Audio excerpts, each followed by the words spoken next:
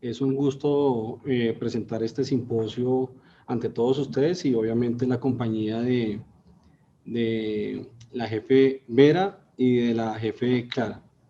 Queremos obviamente presentar con este simposio, eh, compartirles unos conocimientos que cada uno desde su punto de vista y desde su área de manejo podemos aportarle a todos ustedes. La ventilación prono no es novedosa, no se habla solamente desde el 2019, ni tampoco, y mucho menos, en pacientes con COVID. La ventilación prono viene manejándose desde hace muchos años y hay muchos autores científicos que han descrito esta técnica con resultados exitosos. Quiero, antes de empezar esta presentación, contarles que tengo en este slide, y es un slide que hace énfasis en lo que está ocurriendo y lo que estamos viviendo, y lo saqué de un artículo donde habla sobre pues, las pandemias y el gran desajuste evolutivo, y hace énfasis acá, por eso lo quise enmarcar, que las personas se asocian y buscan contacto social cuando están expuestas a una amenaza, pero claramente esta tendencia actualmente, que podría haber sido que podría haber sido adaptativa en algún otro momento, en este momento pues creo que es bastante preocupante. Ahora sí empezamos con nuestra presentación. Quiero hacer énfasis de que la presentación no tiene profundización en COVID propiamente, sino en el manejo con SRA o con paciente COVID que desarrolla SRA, y que vamos más adelante a presentar una técnica de pronación y cuáles son los avances científicos de esta técnica, ¿vale? Entonces, queremos acá mencionar que en Wuhan en el año 2019 se presentaron los nuevos casos del virus del COVID, del SARS-CoV-2 COVID-19, y que ya sobre esta época vuelve a hacer énfasis el doctor Gattinoni sobre dos fenotipos diferentes de presentación de esta enfermedad. Y es acá donde quiero comenzar a hacer énfasis en los fenotipos y en las presentaciones que comienza a mostrar esta enfermedad, puesto que esto nos hace reorientar o trasladar nuestro énfasis terapéutico con cada una de las dos entidades clínicas. El fenotipo 1 se caracteriza por representar el 70% de los casos y tiene una compliance mayor o superior a 50 mililitros centímetros de agua, y el fenotipo 2 representa el 20% de los casos y la complianza incluso es menor a 50 milímetros de agua.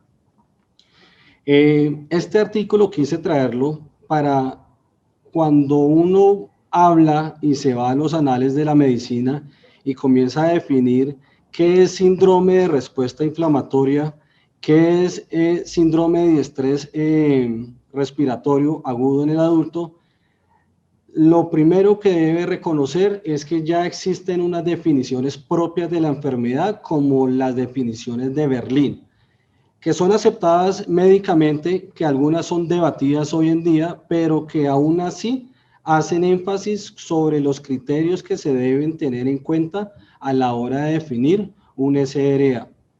Entonces, acá hace énfasis en los siguientes criterios: el tiempo que transcurre el desarrollo de la enfermedad, las imágenes radiológicas, el origen del edema, y acá es bastante importante hacer un énfasis de que en esta parte o en este criterio la definición es muy clara en que es un edema que tiene una presentación de un edema pulmonar que tiene una presentación que no es de origen cardiogénico. Para esto, obviamente, ante cualquier duda, siempre es fundamental descartarlo a través de las diferentes herramientas que existen hoy en día para hacer un diagnóstico diferencial. También hace énfasis sobre el trastorno de la oxigenación y la clasifica en moderada, severa y media, y va de acuerdo a el valor de 300 como referencia de ahí hacia abajo. Entonces, Cuando hablamos de síndrome de SRA, tenemos que tener claro primero que es una enfermedad heterogénea partiendo de ahí. Como es heterogénea, no todo se clasifica de la misma forma, y como no todo se clasifica de la misma forma, hay que entender que estos pacientes tienen que tener un desarrollo etiológico, un desarrollo fisiopatológico y por ende un tratamiento específico para su manejo. Y esto es importante sacarlo a colación para comenzar a entender cómo es que se desarrolla la enfermedad del SRA. Acá quiero mostrarles que en algo que todos coinciden en la literatura científica del SRA es en el impacto de la mortalidad que tiene hoy en día y que siempre ha tenido. Este es un estudio de la doctora Caroline Calfee, donde ella, como debuta en este paper, manifestando que la mortalidad de un estudio que hace tiene obviamente un marco bastante importante a nivel científico.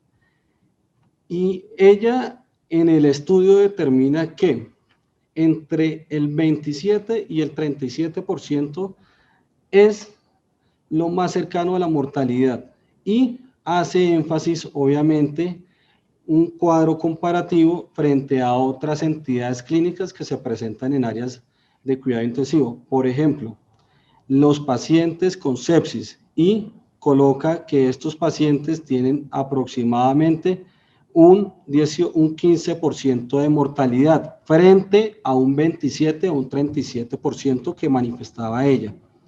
Y también menciona, por ejemplo, la mortalidad atribuible al delirium, y menciona o dice que tiene entre el 11 y el 7% respectivamente. Entonces miren acá, por ejemplo, la entidad clínica a la que nosotros hoy en día tenemos que trabajarle, entidad clínica que nos reta y nos lleva obviamente a garantizarle a ese paciente que, sabiendo que ya tiene una tasa de mortalidad bastante elevada, pues debemos proveerle los mejores cuidados y los cuidados con la mayor calidad y seguridad posible. Estos son como los mecanismos fisiopatológicos que desarrolla el mismo SRA, y acá es válido mencionar que esta entidad se muestra de dos formas. Cuando hablábamos de dos fenotipos, también lo podemos clasificar en una entidad de tipo focal o una entidad de tipo difuso. Y como son de dos, se desarrollan de dos formas, pues obviamente sus orígenes tienen que explicarse acá, y hay uno de origen indirecto y hay otro de origen directo, que finalmente ambos van a converger en una situación que desarrolla una alteración de la membrana alvéolo capilar y va a provocar o termina en un incremento de la permeabilidad y por ende un edema en el paciente. Este estudio muestra cómo los fenotipos clasificados entre directo e indirecto, cómo muestran obviamente una clara diferencia. ¿Por qué? Porque los fenotipos del surfactante muestran acá, obviamente, las proteínas del surfactante, perdón, muestran obviamente acá una clara asociación en desarrollo directo, y en la angiopoyetina 2, que es más endotelial, muestra una asociación indirecta en el desarrollo de estas dos entidades. Estos son los comportamientos que tiene en imágenes una entidad focal o difusa, hablando propiamente del SRA. Y acá podemos nosotros ver cómo se representa en la imagen el desarrollo focal y cómo se representa el desarrollo de la lesión difusa. Hay algo que debe representarse y que se debe conocer, que es el desarrollo inflamatorio de esta enfermedad. Y en los fenotipos hay una clara diferencia.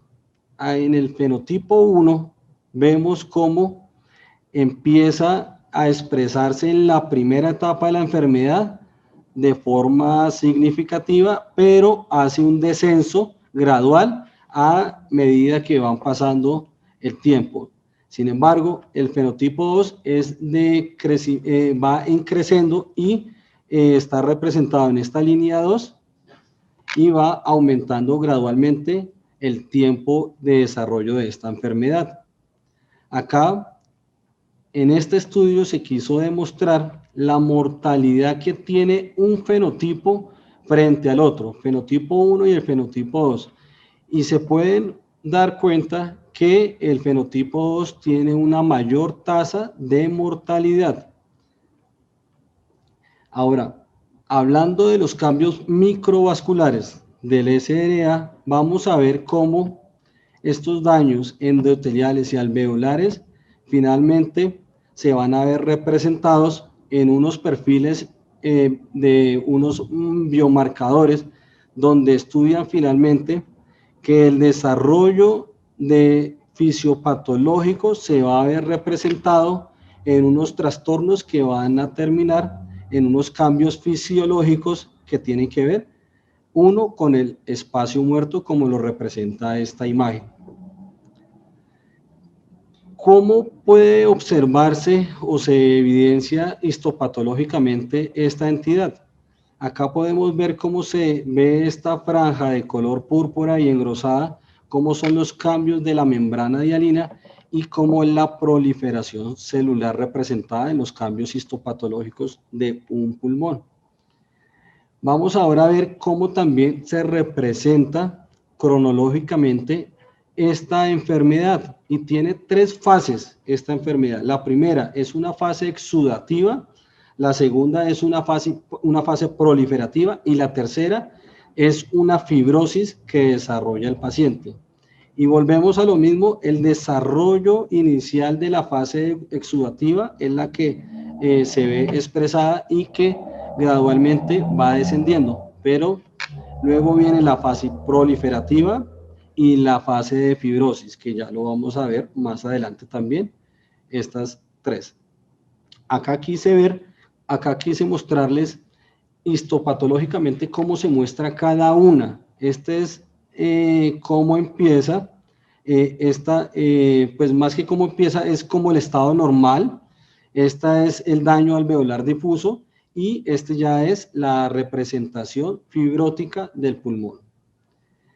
Hay algo que tener en cuenta, que cuando se habla de SRA como es heterogénea la enfermedad, pues claramente no todo se clasifica y no todo se distingue en fenotipo 1, fenotipo 2, o en focal o en difuso, sino que empiezan a evidenciarse unos comportamientos fisiopatológicos en donde, por ejemplo, en un estudio histológico del paciente con COVID encontraron unas bolas que se encontraban acá, estas bolas llamadas como una neumonía organizada aguda, la más conocida, el AFOP, y fue obviamente la representación de algo que no era tan común, aunque ya habían unos trabajos previos, pero se hizo visible en esta pandemia en los estudios histopatológicos. ¿Qué queremos acá representar? Primero, que aún así, con diferentes formas de manifestarse, ya sea histopatológicamente, también los manejos hoy en día se siguen clasificando en dos fenotipos, que también el doctor Gattinoni vuelve a representar en fenotipo L y fenotipo H, y que claramente ambos tienen unas diferencias en comportamiento y por ende un tratamiento óptimo y priorizado para esa misma entidad. El fenotipo L tiene en la elastancia un comportamiento disminuido. Su ventilación perfusión BQ es disminuida y su peso pulmonar es disminuido. La reclutabilidad es disminuida. En el fenotipo 2 la elastancia es elevada, la ventilación perfusión, el BQ, es aumentado y el peso pulmonar es aumentado. La reclutabilidad también es aumentada. Entonces, dado a que cada uno tiene una clasificación, quiero traer acá las definiciones de tratamiento que hace el doctor Gattinoni en su estudio.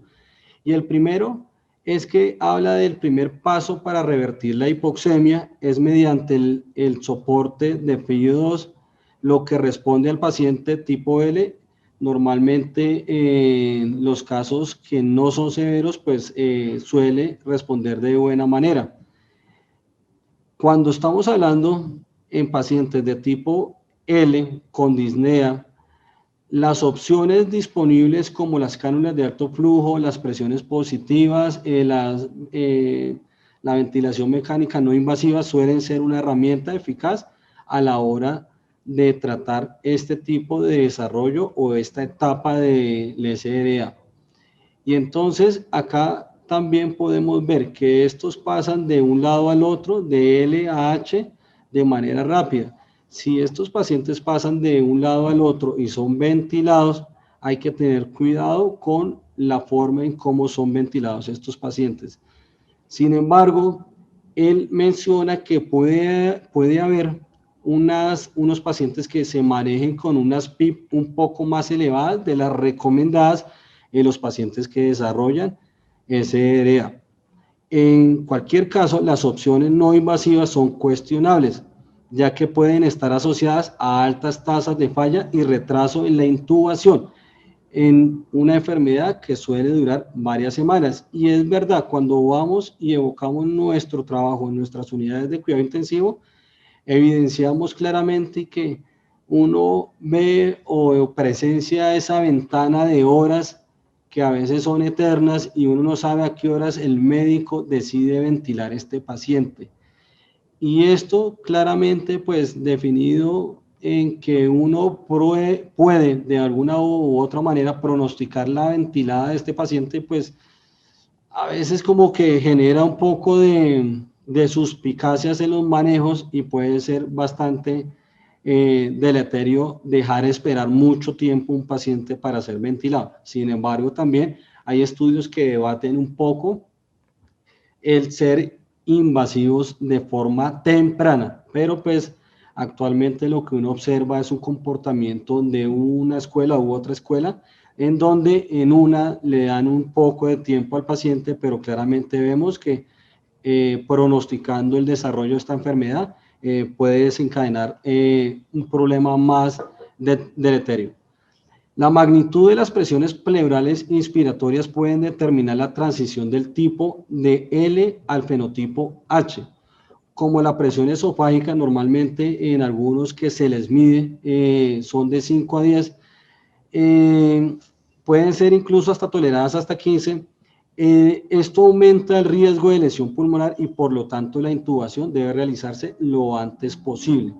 Acá quiero mostrarles un estudio del doctor Yoshida donde habla sobre las respiraciones espontáneas del paciente y su efecto deleterio. Y toda vez que cada una con el swing pleural que hace al inspirar, pues va generando un cambio en las presiones transpulmonares y por ende van desarrollando este daño alveolar. Y acá podemos ver que ese daño alveolar me va a llevar a unos cambios en donde vamos a presenciar un fluido intersticial y por ende vamos a llevar al paciente o vamos a tener que ver ese paciente que estaba en un fenotipo, ahora en un fenotipo L, ahora en un fenotipo H. Una vez el paciente esté intubado y prontamente sedado, el tipo L, en el tipo L los pacientes, si están hipercámnicos, pueden ser ventilados con volúmenes de 6 mililitros kilogramo, incluso, que era lo que había mencionado anteriormente, entre 8 y 9. Acá hay que tener claro de que con esto, ante todo, debe primar la ventilación mecánica protectora por el riesgo de bili en este paciente. Y es que es muy común ver que algunos pacientes desarrollan de manera rápida bili y a veces no es por el mismo curso de su enfermedad, sino por los daños a través de la ventilación mecánica que se pueden ocasionar. Los pacientes de tipo H deben tratarse como un SRA grave, incluyendo la PIP más alta, si es compatible, obviamente, hemodinámicamente con el paciente. Y de no ser así, las alternativas de prono y de apoyo extracorpóreo aparecen como sustitutos. Una vez mencionados los fenotipos, todos discurren en un tratamiento específico que lo mencionan en este estudio y es una escalera de tratamiento en donde vamos obviamente a tener en cuenta la forma en cómo se ventila, haciendo énfasis en el volumen corriente que se le coloca a este paciente, teniendo en claro que en varios estudios que hicieron de ventilación en paciente prono, concluyeron que la mortalidad era similar para todos y que la supervivencia tampoco es que fuera muy alta. Solo un estudio, que más adelante lo voy a mostrar, hace la diferencia marcada frente a los otros y tiene que ver la forma en cómo ventilan. Y la forma en cómo ventilaron estos pacientes simplemente estaba descrita, era con los volúmenes de 6 o inferior mililitros kilogramo.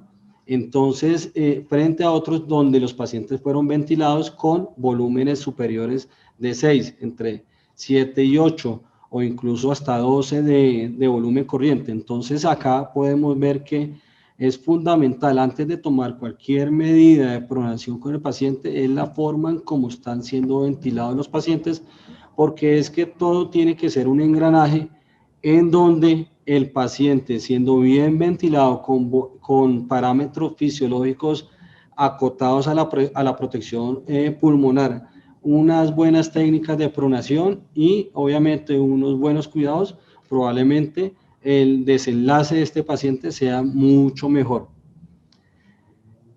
Acá podemos ver de las tres fases que habíamos identificado anteriormente del SRA, la fase exudativa, proliferativa y fibrótica, en donde en la fase exudativa tenemos la lesión del endotelio, la lesión de los neumocitos tipo 1 y tipo 2, la acumulación del líquido y proteínas en el espacio intersticial y alveolar. Luego pasamos a un desarrollo de citoquinas y leucotrienos, el desplazamiento de estos neutrófilos, hay presencia de membrana hialina, hay una lesión vascular por los microtrombos y esto va a representarse en un edema en zonas de declive llamadas atelectasias. Sin embargo, ahorita les voy a mostrar una mejor imagen y hay una reducción por este edema de la distensibilidad del paciente y se va a manifestar el shock pulmonar y la hipoxemia, obviamente. Entonces, este es un alvéolo y un capilar sano. Podemos observar la membrana basal y el epitelio bronquial. Vamos a ver las dos células representadas en neumocito tipo 1 y en neumocito tipo 2. Cada una con representadas de forma diferente y acá podemos observar cómo se observa el surfactante y todavía está presente en esa imagen. Este es el capilar. Este es el capilar y pues obviamente acá vamos ahora a ver cómo se expresa en una fase exudativa.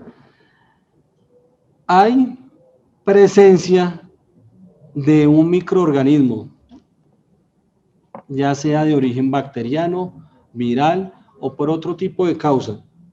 En este caso, llamado el COVID, la presencia viral va a hacer que obviamente que se desarrolle un proceso fisiopatológico en donde los macrófagos van a activar una respuesta de interleuquinas, van a llevar, los glóbulos blancos van a responder a esta respuesta y por ende comienza a haber una reacción un poco regulada para tratar de contener la agresión o la injuria provocada por este virus. Entonces son dos situaciones que se van desencadenando normalmente. Uno es la lesión del agente y dos, la misma autolesión provocada por la respuesta disregulada del cuerpo. Esta es la fase en donde ya desarrollado comienzan a haber unos cambios, incluso ya capilares, por ende la fuga en estos es más evidente y nos va a llevar a que esto que estaba antes airado esté ahora inundado de un líquido que claramente nos va a restringir el proceso de oxigenación. Acá, una vez desarrollado, vamos a poder observar cómo estos pulmones terminaron, y esta es la imagen radiológica, cómo terminaron con edema y en las zonas de declive por la misma posición del pulmón. Y acá podemos verlo representado en la imagen radiológica. Una vez termine de desarrollarse el tiempo que normalmente es hasta 7 días la primera fase, luego la primera fase exudativa, luego pasamos a la fase proliferativa que puede ir entre el 8º o 7º día hasta el 21º día, y de ahí obviamente vamos a ver la presencia también de una fase fibrótica en el pulmón. Entonces, la fase proliferativa básicamente es una fase de reparación, pero es que esa fase de reparación también puede tener algunos daños deleterios en los alvéolos. Y obviamente el principal o el predominio de los componentes que vamos a ver acá es los leucocitos y los macrófagos tratando de reparar todo lo que se había dañado a partir de la ocupación de fluido en estos alvéolos.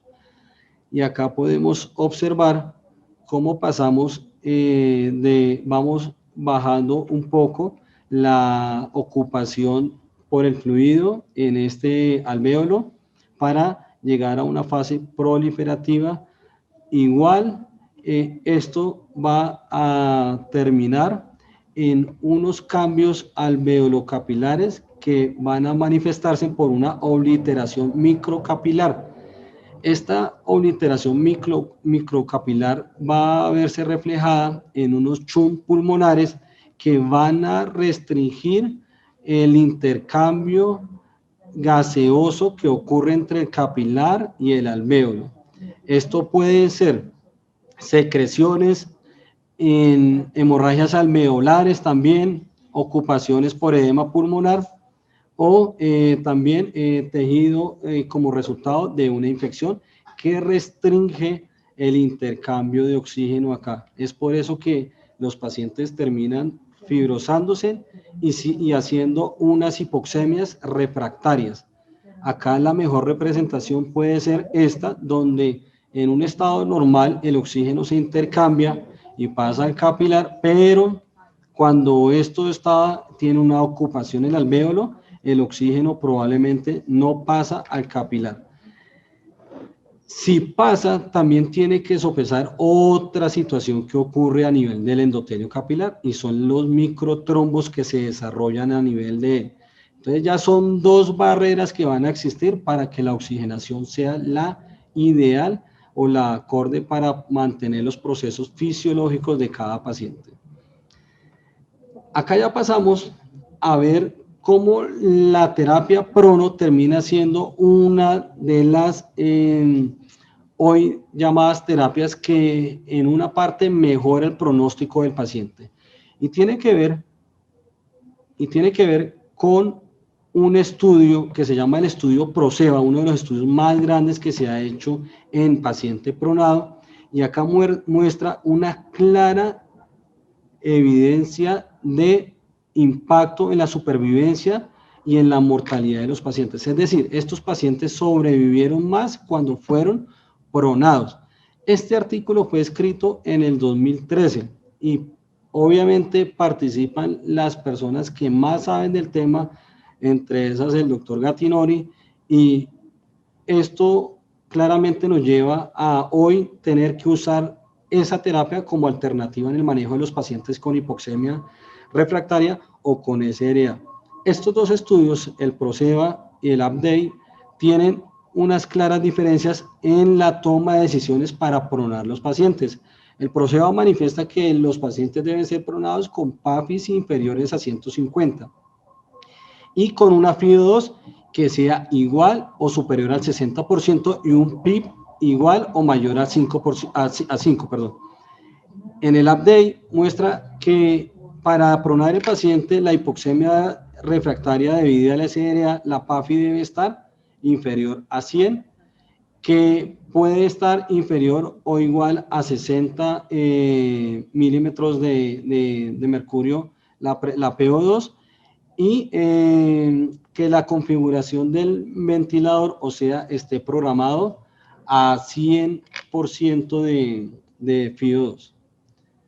¿Cuáles son las complicaciones, cuáles son las restricciones y las complicaciones que pueden presentarse cuando se prona un paciente? Primero, una contraindicación en el paciente es el paciente que tiene cambios hemodinámicos o que está choqueado y que antes de tomarse la decisión de rotar el paciente de posición, tiene que mejorarse las constantes vitales. De no ser así, obviamente el desenlace del paciente no va a ser el mejor. Y hace un énfasis claro sobre la presión arterial media de 65.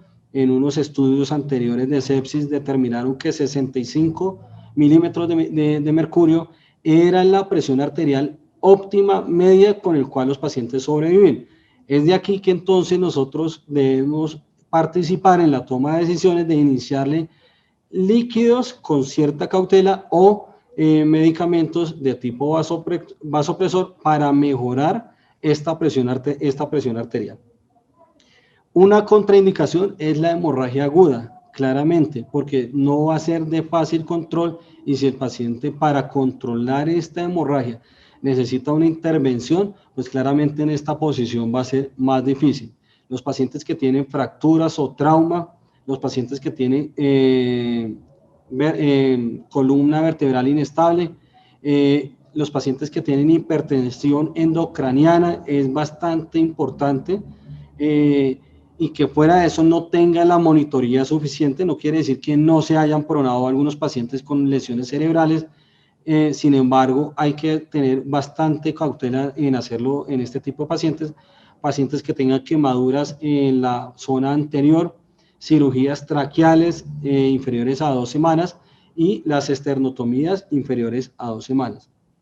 ¿Qué complicaciones vamos a ver? Compresiones nerviosas, retiro del tubo endotraqueal nos puede ocurrir en el proceso de la pronación, que se nos desaloje un dispositivo o un catéter al momento de hacerlo, y si es un catéter central con soporte hemodinámico para el paciente, pues el desenlace no va a ser el mejor. Éstasis venosa, algo que puede ser rutinario, que esperamos que no sea tan rutinario, las lesiones de cara por el proceso de la pronación, el daño retiniano en los pacientes, también esperamos que al igual como que no aparezcan las escaras en estos pacientes, pues tampoco los daños retinianos y las arritmias transitorias en estos pacientes, y puede haber uno que otro paciente que genere aumento del contenido gastrointestinal. Esto aparece de primera mano cuando comenzaron a presentarse los casos en Wuhan, y en Jiangsu hacen obviamente un estudio donde determinan como parte inicial del proceso de tratamiento, pronar a los pacientes aún sin intubación. Es decir, la autopronación se volvió una herramienta también, incluso hoy utilizada en los pacientes que todavía no están en ese tiempo o en ese momento para ser intubados. Puede ser una herramienta que ayude a mejorar el proceso de oxigenación. El pulmón, en la imagen izquierda, el pulmón cuando no está o está en supino, y cómo vemos que por las leyes de gravedad el contenido líquido es más evidente en la zona inferior, ¿cierto? O en las bases, y claramente entre más contenido, más aplastamiento de alvéolos hay. Acá en el APES podemos observar cómo los alvéolos con aire pues se mantienen en la parte superior. Esta es otra imagen que obviamente manifiesta lo anterior, y el peso de estos alvéolos llenos de líquido aplasta o colapsa los alvéolos que no están o que estaban boca abajo. Esta es una imagen del paciente en supino, y el paciente en supino, pues en la parte dorsal podemos observar en esta imagen oscura cómo hay poca apertura de esos alvéolos, por ende los procesos de oxigenación no son los idóneos. Ahora súmenle las presiones que puede tener, primero por el peso del corazón, dos, si es un paciente con sobrepeso o obesidad, la presión intraabdominal va a ejercer diferencia en las presiones transpulmonares, por ende lo que está ocupado más las presiones que genera el abdomen puede generar una restricción a la hora de ventilar estos pacientes. Estos son dos imágenes donde se muestra el paciente en posición dorsal o posición supina y el paciente en posición de prono. Y observen cómo se puede manifestar en la posición dorsal y cómo el contenido queda en las bases, que tienen una mayor proporción. Estas bases que en zonas de West son mayormente perfundidas. Entonces mire cómo están los contenidos en esta, por ende los alvéolos van a estar colapsados y no van a distinguir obviamente un proceso idóneo para poder oxigenar el paciente. Aparece la posición prona y entonces comienzan a reflejarse en acá obviamente los beneficios de esta posición, y uno de ellos obviamente se relaciona con las áreas de mayor ventilación y obviamente reduce los efectos de la gravedad, reduce el peso del corazón, y por ende los alvéolos en esta posición no están tan colapsados y tienen mejor proceso de ventilación. Acá podemos ver en este estudio cómo los pacientes en posición supina y en posición prona, cómo el contenido gaseoso es más relevante en posición prona que en posición supina. Es por eso que aparece la posición prona como alternativa en el tratamiento y hace marcada diferencia a la hora de los resultados de un paciente que tiene SLA, bien sea por neumonía por COVID. Y este último cuadro que menciona los efectos hace una relación del paciente en posición supina y el paciente en posición prona, y mire cómo se hace de diferente el shunt o la perfusión de este paciente, que casi no no aparece con mayor proporción en los pacientes con prono, en cambio sí en los pacientes en posición supina. Es decir, que el shunt es más presente en los pacientes con posición supina que en posición prona. Volvemos otra vez a revisar acá, y en menor compresión obviamente hay una menor compresión obviamente por el pulmonar por el corazón, hay un aumento de la capacidad residual funcional, una mejor movilización de secreciones, una entrega de aerosoles mejorada. Por ejemplo, los pacientes que les hacen algún tratamiento aerosolizado es mucho mejor en esta posición, y la perfusión es más homogénea en esta posición. ¿Cómo se prona un paciente? Pues primero debe haber claramente unas condiciones que debe tenerse en cuenta. Entre esas, obviamente, las reanimaciones de este paciente, si son hídricas o son con medicamentos. Si son hídricas, deben obviamente tener mucha cautela a la hora de reanimar un paciente hídricamente, puesto que se ha demostrado que por 1 litro de agua aumenta más la mortalidad de cada paciente. Y adicionalmente es desconocer el mismo proceso fisiopatológico de esta enfermedad que genera edema, Entonces, es por eso y es necesario hacer un óptimo manejo hídrico de estos pacientes. Todo con el fin de mejorar la perfusión del paciente y obviamente las constantes hemodinámicas. Para pronarse un paciente se debe tener en cuenta primero que un paciente si está ventilado para evitar el bili debe haber una pseudorelajación óptima y esta pseudorelajación pues también estuvo en diferentes estudios debatida en el Acurasis y en el Rose donde obviamente uno debatía el uso frente al otro en el estudio Acurasis se fomentaba el uso de los relajantes y en el ROSE no, salvo que fuera necesario o que el paciente estuviera con asincronía. Lo que se ha evidenciado es que el Acurasis hace un poco más de impacto actualmente debido a que estos pacientes suelen manifestar unas asincronías tempranas, por lo cual no se puede esperar como el ROS lo recomienda y estos pacientes iniciamos bloqueo neuromuscular de manera temprana, claramente monitorizado y pues con una buena pseudoanalgesia.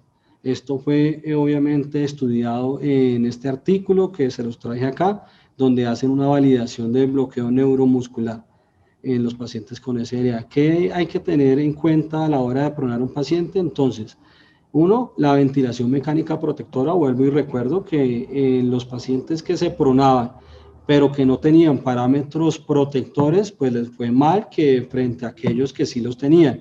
No es suficiente pronar un paciente sin haberse programado unos parámetros fisiológicos adecuados. Soporte nutricional claramente, controles de laboratorios y metabólicos, un monitoreo constante hemodinámico, una tromboprofilaxis, una protección gástrica y unos accesos vasculares seguros. Es importante tener en cuenta que todo esto finalmente suma a la hora de pronar un paciente. Nada se hace sin planificar, nada se hace sin tener en cuenta estos aspectos que son bastante relevantes. Cuando vamos a pronar un paciente tenemos que tener en cuenta lo primero, hay que preparar al paciente, para eso existen diferentes herramientas de preparación, hay que diseñar un plan de pronación, hay que proteger al paciente y hay que actuar de acuerdo a los protocolos o a las técnicas que cada uno desarrolle. Y finalmente, cuando el paciente ya se encuentra pronado, pues obviamente hay que perfeccionar aquello que resultó del proceso de giro o de pronación del paciente. En los procesos de pronación, entonces, voy a colocar un video.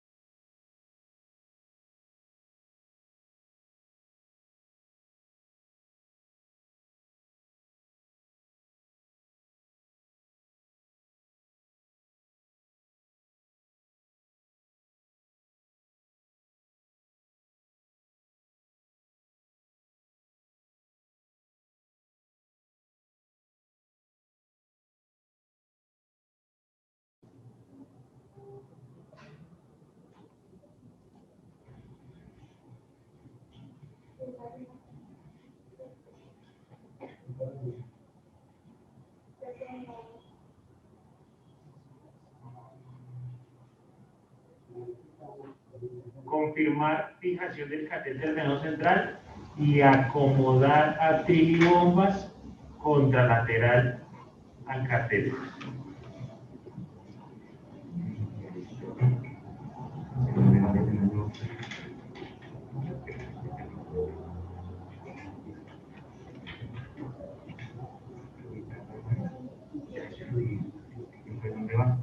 Ya el último pedazo. Ahora sí, reposicionar electrodos dorso y lateralizar.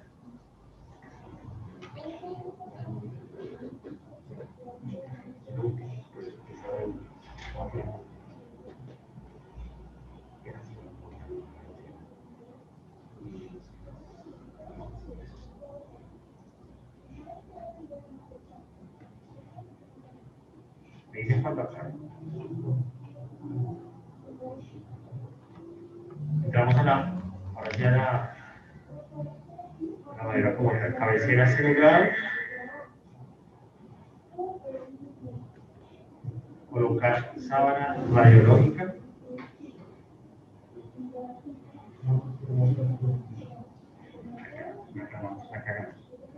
Después devuelvan la sábana. Sí, nuevamente. ¿Listo? Ahora sí, lo que pasa es que como está en desorden, entonces le toca a uno ahí.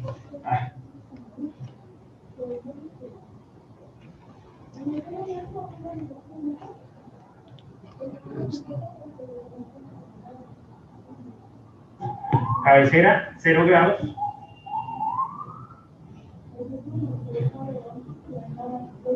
Acercar manos y brazos lo más próximo.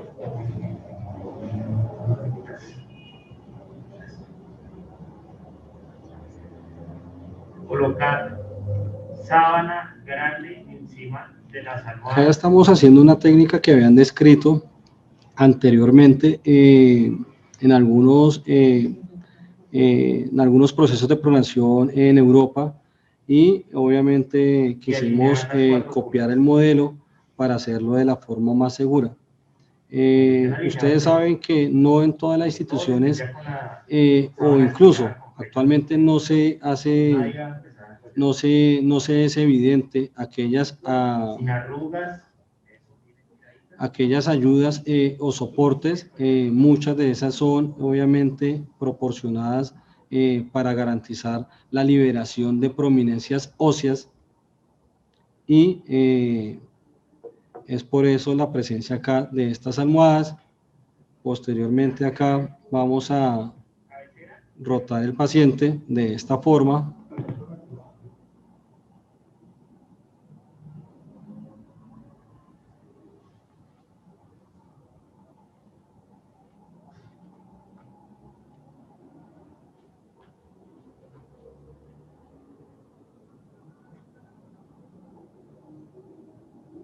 Acá estamos viendo cómo es tan importante la tensión que se genera en estas sábanas para evitar aquellas arrugas que pueden generar lesiones en el paciente, los tiempos de giro o de rotación del paciente, y finalmente, después de pronado el paciente, tendremos que evaluar la posición correcta de los dispositivos, entre esos el tubo, los dispositivos intravasculares, y todo aquello que esté monitorizando al paciente, por ejemplo, como las líneas arteriales en este caso. ¿Cuáles son las conclusiones? Primero, pues que el SRA es una enfermedad heterogénea que tiene representaciones o presentaciones de forma diferente. Sin embargo, hoy todo confluye a casi manejarse de forma similar, sin decir que de la misma forma, por la diferenciación de dos fenotipos que son muy marcados en estos tipos de pacientes. Estos fenotipos, pues obviamente tienen que ser vistos de manera temprana para identificar de esa forma el manejo. Claramente cada fenotipo tiene un manejo propio. La fisiopatología es importante conocerla para entender en qué fase de la neumonía o del SRA nos encontramos.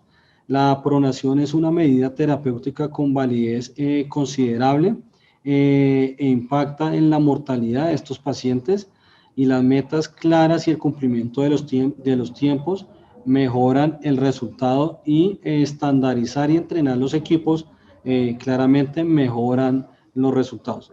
Estos videos o estas imágenes que habíamos visto anteriormente hacían parte de procesos de formación pre-pandemia, por decirlo de alguna manera, en donde en estos ejercicios se les colocaba a todos los enfermeros y a todas las personas trajes para que tuvieran la sensación térmica, cascos, todo, y obviamente hicieran el ejercicio de pronarlo de manera rutinaria para que las personas, obviamente, cuando llegaran el tiempo de pronar los pacientes, los procesos de entrenamiento tuvieran claramente una mejor calidad y seguridad a la hora de hacerlos.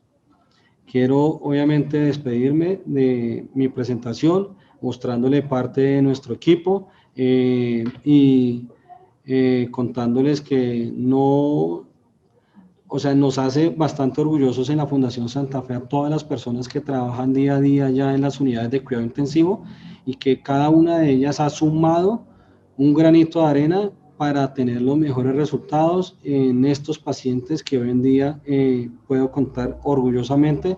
Tenemos una de las menores tasas de mortalidad, incluso a nivel mundial descritas. Entonces, todas ellas nos ponen orgullosos y de verdad el agradecimiento para todo esto que estamos viendo hoy es para estas personas. Muchas gracias a todos.